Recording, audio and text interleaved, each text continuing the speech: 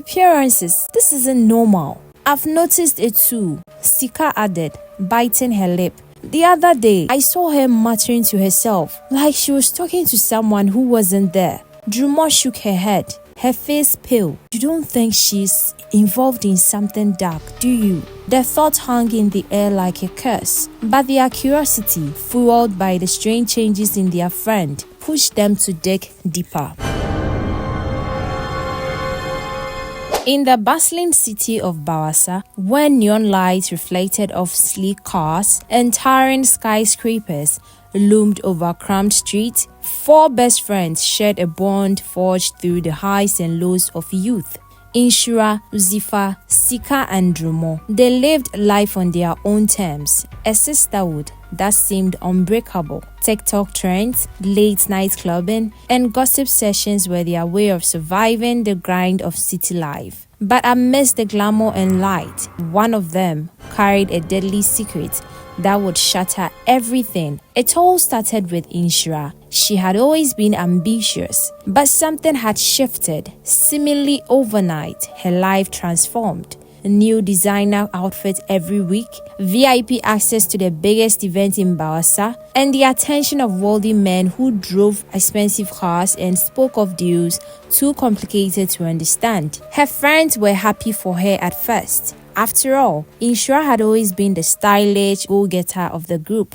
But as the weeks passed, the gap between them grew. While Zifa, Sika and Drummond struggled to make ends meet with their side hustles and jobs, Inshura's wealth seemed to multiply without explanation. One afternoon, as they gathered in their favorite cafe, Sika voiced the question that had been burning in all their minds. Inshura, where is all this money coming from? It's not like you're working more than us. Inshura flashed a confident smile, but her eyes held something dark, something hidden. I told you, didn't I? I met someone powerful. He's connected and he's helped me get my foot in the door with the right people. Zifa, always the skeptic, raised an eyebrow. So, just like that, someone just hands you all this without wanting something in return? Inshura's expression hardened. What is it to you, Zifa? Don't act like you know everything. Not everyone has to grind the hard way. The attention in the air was thick. Drummond, who had always been the peacemaker, quickly changed the subject, but the seeds of suspicion had already been planted. As the weeks passed, Inshura's behavior became more erratic. She disappeared for days, returning with even more extravagant gifts and stories of exclusive parties in private mansions. But she was secretive, constantly on edge. Zifa, unable to let things go, started noticing small details. Burn marks on Inshura's wrist, the strange incense smell that clung to her clothes, and the way her eyes seemed darker. One night, after another mess girls' night out, Zifa, Sika and Drummond gathered in Zifa's crammed apartment. I'm telling you, something is off with Inshura, Zifa said, pacing the room. The money, the disappearances, this isn't normal. I've noticed it too, Sika added, biting her lip. The other day, I saw her muttering to herself, like she was talking to someone who wasn't there. Drummond shook her head, her face pale. You don't think she's involved in something dark, do you?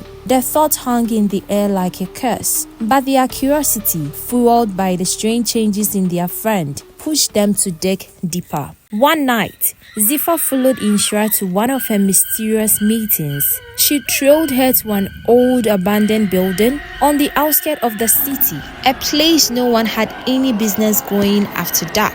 Inside, she saw Inshura dressed in a flowing red robe, standing before an altar, hovering in strange symbols. Before Zifa could retreat, Inshura's voice cut through the darkness. Zifa, you shouldn't have come. Zifa froze as Inshura turned to face her. Her once beautiful face twisted with anger and something more sinister. Her eyes gleamed unnaturally, her pupils slitted like a snake's. What the hell is this? Zifa gasped, stepping back. What are you doing, Inshura? Inshura stepped closer, her lips curling into a sneer. You had to know, didn't you? Couldn't leave well enough alone. always curious. The tension between them snapped as Inshira grabbed Zifa by the arm, her nails digging painfully into her skin. You have no idea what I've sacrificed to get here. Fame, money, power, it all comes at a price. Zifa struggled to break free, but Inshira's grip was unnaturally strong. What are you talking about? This isn't you. Inshira's face contorted with rage. I did what I had to do. You think I could have made it in this city without making deals? Without giving something in return? Her voice lowered, venomous. If you ruin this for me, I swear I will make you pay. The next day, Zifa told Sika and Drumo everything. They couldn't believe it at first. Inshira, their best friend, involved in rituals, making deals with dark forces. But when Zifa showed them the photos she'd secretly taken of the ritual sites, there was no denying it. We have to confront her, Sika said, her voice shaking. This has got too far. That evening, they gathered at Inshira's lavish apartment, waiting for her to return from yet another one of her secret meetings. When she finally walked through the door, she was greeted by the stern faces of her friends. We know, Inshira, Drumo said quietly. We know what you've been doing. For a moment, Inshira stood frozen. Then her face twisted in fury. You had no right, she screamed. You've destroyed everything I've worked for. Do you have any idea what you've done? Her voice was no longer just hers. It seemed to echo with a darker, more malevolent force. The room seemed to grow colder, and the candles flickered violently. If I'm going down, Inshira crowed, her voice low and dangerous. You are all coming with me. Before they could react, Inshira lunged at them with a speed that was unnatural. Her eyes gleamed with fury, and as she moved, her body began to change. Her skin darkened, her nails lengthened into claws, and her mouth twisted into a monstrous snarl. Inshira's transformation was horrifying. With a swipe of her clawed hand, she slashed across Sika's throat, sending her crashing to the floor in a pool of blood. Drumo screamed, trying to run, but Inshira moved faster, sinking her claws into Drumo's back. The room was filled with the sounds of bones snapping and flesh tearing as Inshira's monstrous rage consumed her friends. Zifa, covered in her friend's blood, managed to scramble to her feet and ran. She bolted out of the apartment, her heart pounding in her chest. Behind her, she could hear Inshira's twisted, demonic laughter echoing through the hallway. With the ritual disrupted and the sacrifices ruined, Inshira's transformation was complete, her rage driving her to destroy everything in her path. But the serpent spirit, the force she had once bargained with, no longer answered her calls. Her fame, her wealth, her power, everything vanished as if it had never been. The men who once courted her now recoiled in horror at the sight of her twisted form.